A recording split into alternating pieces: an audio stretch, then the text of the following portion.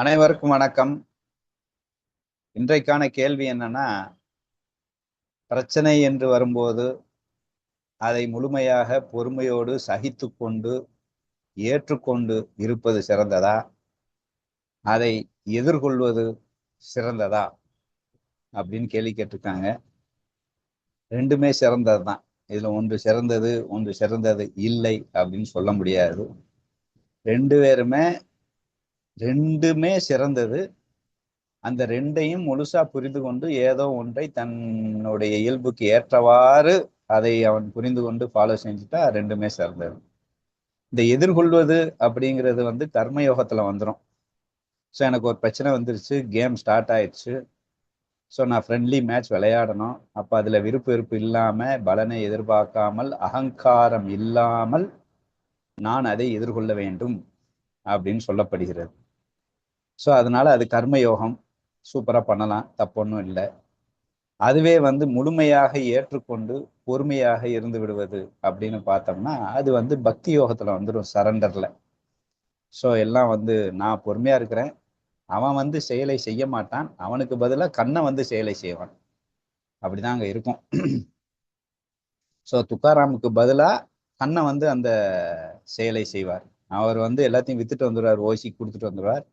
பணத்தை வசூல் பண்ணுவது பாண்டரங்கனுடைய வேலை. ஸோ அப்போ இந்த விட்டலன் வேலை செய்வான், துக்காராம் வேலை செய்ய மாட்டார். அப்போ அவர் முழுசா ஏற்றுக்கொண்டு சரண்டர்ல இருந்து விடுவார். ஸோ அதனால அவர் கெட்டு போறதில்ல, அவரும் மிகப்பெரிய ஞானி தான். ஸோ அதுவும் ஒரு உயரிய குணம் தான். ஸோ அங்க ஏற்றுக்கொள்றேன் அப்படின்ட்டு வலித்து கொண்டு கஷ்டப்பட்டு கொண்டு ஏற்றுக்கொள்கிறேன் அப்படின்னு சொன்னா அது தப்பு. அடுத்து இயலாமையில வேற வழி இல்லாம, சக்தி இல்லாம ஏற்றுக்கொள்கிறேன்னாலும் தப்பு.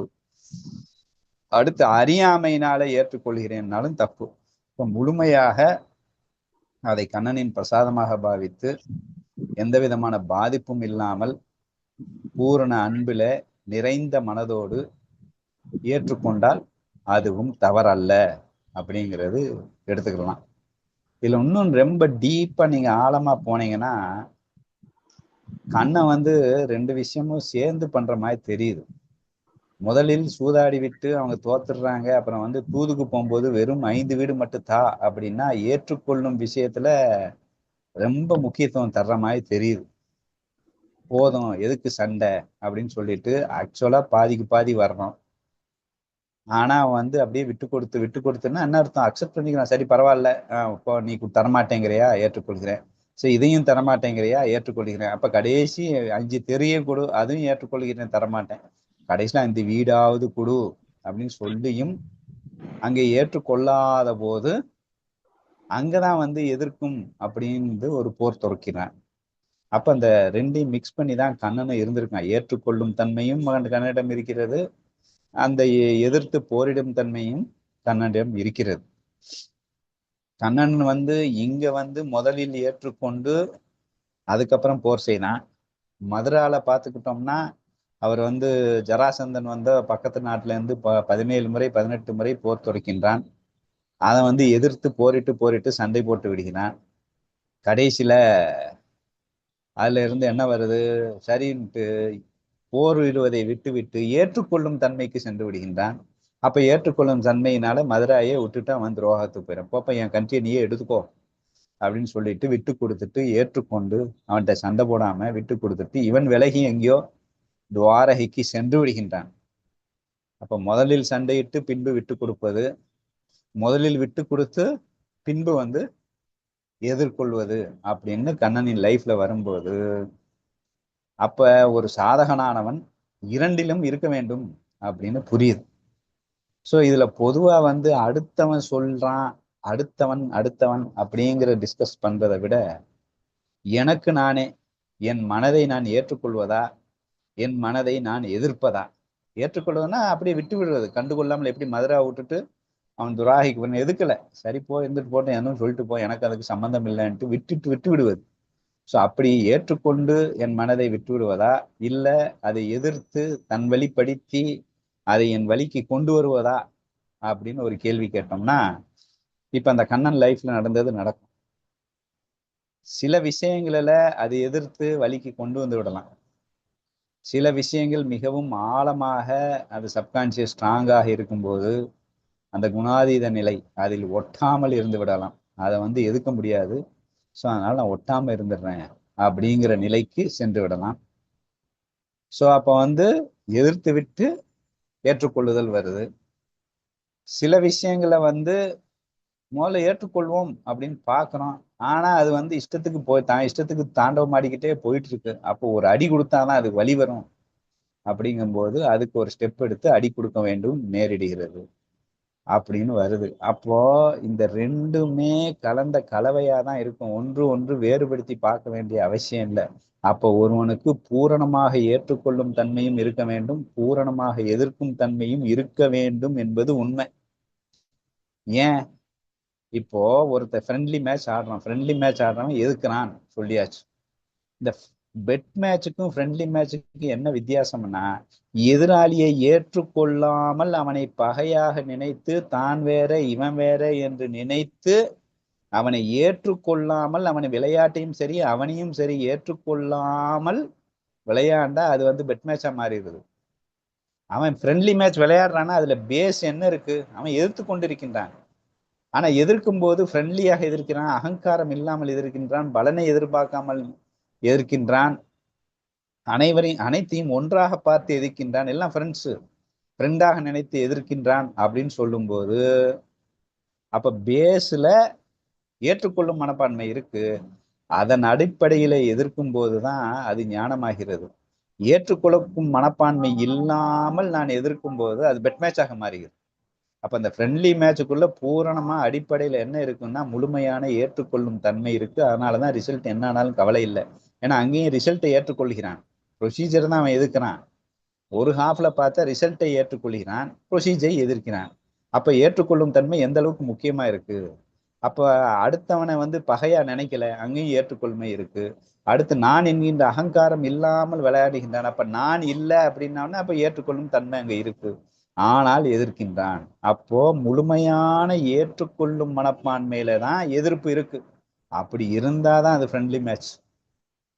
இப்ப அடுத்து வந்து அதே மாதிரி நம்ம ஏக்நாத் மாதிரி ஏற்றுக்கொள்ளும் மனப்பான்மையில இருக்கிறாருப்பா, துக்காராம் மாதிரி அவெல்லாம் எதிர்த்துலாம் பேசுறது இல்லை, எதிர்த்து ஒன்றும் பண்றது இல்லை, எதையுமே சொல்றது இல்லை அப்படின்னா அந்த ஏற்றுக்கொள்ளும் மனப்பான்மையில கூட அவரால் எதிர்க்கும் ஒரு மனப்பான்மை இருக்கு.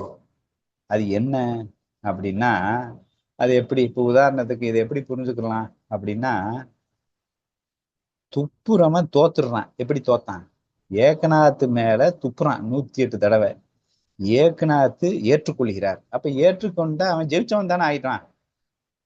ஓங்கி ஷாட் அடிக்கிறேன், நான் விட்டு கொடுத்துட்டேன், அப்ப அவன் வெற்றியாளன் தானே சொல்லணும். ஓங்கி ஷாட் அடிச்சு நான் விட்டு கொடுத்து விட்டால் அவன் வெற்றியாளன், அப்படிதானே நம்ம சொல்லணும். ஆனா இங்க ஏக்நாத்து ஜெயிச்சு விடுறான். முழுமையான ஏற்றுக்கொள்ளும் தன்மையில ஆழமான எதிர்ப்பும் அங்கே இருக்கிறது. அதென்ன முழுமையான ஏற்றுக்கொள்ளுதல்ல எங்கப்பா ஆழமான எதிர்ப்புனா, அவன் துப்புன உடனே அவன் வந்து கோபப்படலை. அவன் எதற்காக துப்பினான்? துப்புறதான் ஏத்துக்கிட்டான். ஆனால் அவன் தன்மையை விட்டு கொடுக்கல. அதுல பூரணமா வந்து அவன் எதிர்த்து கொண்டிருந்தான். அவன் தன்மையை விட்டு கொடுக்காததுல ஃப்ரெண்ட்லி மேட்ச் இருந்தது. அவன் தன்மையை விட்டு கொடுக்காமல் இருக்கும் அந்த விஷயத்தில் அவன் தெளிவாக இருந்த விஷயத்தினால் அவன் எதிர்த்தான், ஆதலால் வென்றான். அங்கேயும் வேலை நடக்குது. முழுமையான ஏற்றுக்கொள்ளும் அடிப்படையில் ஒரு விஷயம் நடக்குது, எதிர்ப்பு. என்ன எதிர்ப்பு? அவன் துப்பிட்டா கோவப்படக்கூடாது, அவன் கோவப்படல. இவர் போய் குளிச்சுட்டு வர்றாரு. ஒரு தடவை இல்லை, 108 தடவை குளிச்சுட்டு வரும்போது அவன் மனசு இறங்குது. அப்போ ஒரு செயல் நடக்கிறது. அந்த முழுமையான ஏற்றுக்கொள்ளும் பக்குவத்துல ஒரு செயல் எதிர்க்கிறது. அதன் விளைவாக அவன் மன்னிப்பை கேட்கின்றான். அப்ப முழுமையான ஏற்றுக்கொள்ளும் தன்மையில பூரண எதிர்ப்பும் அங்க இருக்கும். சோ கண்ணன் வந்து மதுராவை விட்டு துவாரகைக்கு போயிட்டான் அப்படின்னா முழுசா விட்டு கொடுத்து விட்டான் அப்படிங்கிறதுல அவன் வந்து விட்டு கொடுத்துட்டான் அப்படிங்கிறத சில பேரை ஜீர்ணிக்க முடியாது. அது ஒரு வெற்றியாகிவிடும். எது வந்து நான் போராடி சண்டை போட்டு என்னால முடியல ஏறி மிதிச்சு ஒருத்தன் ஜெயிச்சிட்டான்னு வச்சா அது வெற்றியாகும். நான் விட்டு கொடுத்துட்டா எப்படி வெற்றியாகும்? நான் வெற்றியாளனாக மாறிவிடுகின்றேன். அப்ப அங்க பூரண அன்பிலே நிறையும் போது தன்னையும் அறியாமல் ஒரு ரியாக்ஷன் அங்க நடக்குது. இவன் இயல்புல இருக்கிறதே ஒரு ரியாக்ஷனா அங்க மாறுது. அதே தான் அங்க வசிஷ்டர் நடந்தது. வசிஷ்டர் பசங்களை விஸ்வாமித்திரர் கொல்றார். ஏன் கொல்றான்? வசிஷ்டர் தன் நிலை மாற வேண்டும், கோபப்பட வேண்டும், பதற வேண்டும் அப்படின்னு. வசிஷ்டர் விஸ்வாமித்திரரை பார்த்து, நீ சத்திரியன், உன் வேலையை நீ பண்ணிட்ட, நான் பிராமணன், என் வேலை. பிராமணன்னா பொறுமையா இருக்கணும், ஏற்றுக்கொள்ளும் மனப்பான்மையில இருக்கணும், எதுக்கெல்லாம் கூடாது, முழுமையாக அதை ஏற்றுக்கொண்டு அந்த ஈம காரியங்களுக்கு அதை ஏற்பாடு பண்ணமான்ட்டு ரொம்பவும் அந்த முழுமையான ஏற்றுக்கொள்ள அதை வருத்தப்பட்டு இயலாமையில வேற வழி இல்லாம உள்ளே அடக்கி கொண்டு பொறுமை கொண்டு தமசிக்கல அறியாமையில ஏற்றுக்கொள்ளாமல் அவர் அவ்வளோ சாதாரணமாக சரி அப்படின்னு அது தன்னுடைய விதி அப்படின்ட்டு முழுமையாக அதை ஏற்றுக்கொண்டு விஸ்வாமித்திரன் ஒண்ணுமே சொல்லலை. விஸ்வாமித்திரன் கலங்குறான், பதறான், தோத்த மாதிரி ஃபீல் ஆகிறான். அப்ப விஸ்வாமித்திரை வென்றான். எதிர்த்தா தானே வெல்ல முடியும். அக்செப்ட் பண்ணிக்கிட்டா இவன் வென்ற மாதிரி ஆயிரும்ல. அப்போ வெல்கிறான் அப்படின்னு வருது. அப்போ முழுமையான ஏற்றுக்கொள்ளுதலில் முழுமையான எதிர்ப்பும் இருக்கிறது. அது பூரணமாக இருக்கிறதுல முழுமையான எதிர்ப்பு பூரணமாக இருக்கும் பட்சத்துல அதுல பலன் எதிர்பார்ப்பு இல்லை, அகங்காரம் அகங்கார பலன்ல இது இருக்கு, அக்செப்டன்ஸ் இருக்கு. என்ன பலம் வந்தாலும் ஏற்றுக்கொள்கிறான். அகங்காரம் இல்லாதனால அவன் எதிராளியையும் ஏற்றுக்கொள்கிறான். அனைத்தையும் ஒன்றாக பார்ப்பதினால் அனைத்தையும் ஏற்றுக்கொள்கிறான். அப்ப முழுக்க முழுக்க ஏற்றுக்கொள்ளும் மனப்பான்மை எங்க இருக்குன்னா முழுமையான எதிர்ப்பிலையும் முழுமையான ஏற்றுக்கொள்ளும் தன்மையும் முழுமையான ஏற்றுக்கொள்ளும் தன்மையில் முழுமையான எதிர்ப்பும் நிறைந்திருக்கும். இது பூரணமாக புரிந்திருந்தால். ஆனால் ஒருவர் ஒரு தன்மையில் இருக்கும்போது மற்றவர்களுக்கு அது தெரியும். அவர் தெரிய வேண்டியது. ஏக்நாத்துக்கு நான் எதிர்த்தேன் ஃபீல் பண்ண மாட்டாரு, ஆனா அங்க எதிர்ப்பு இருக்கும்.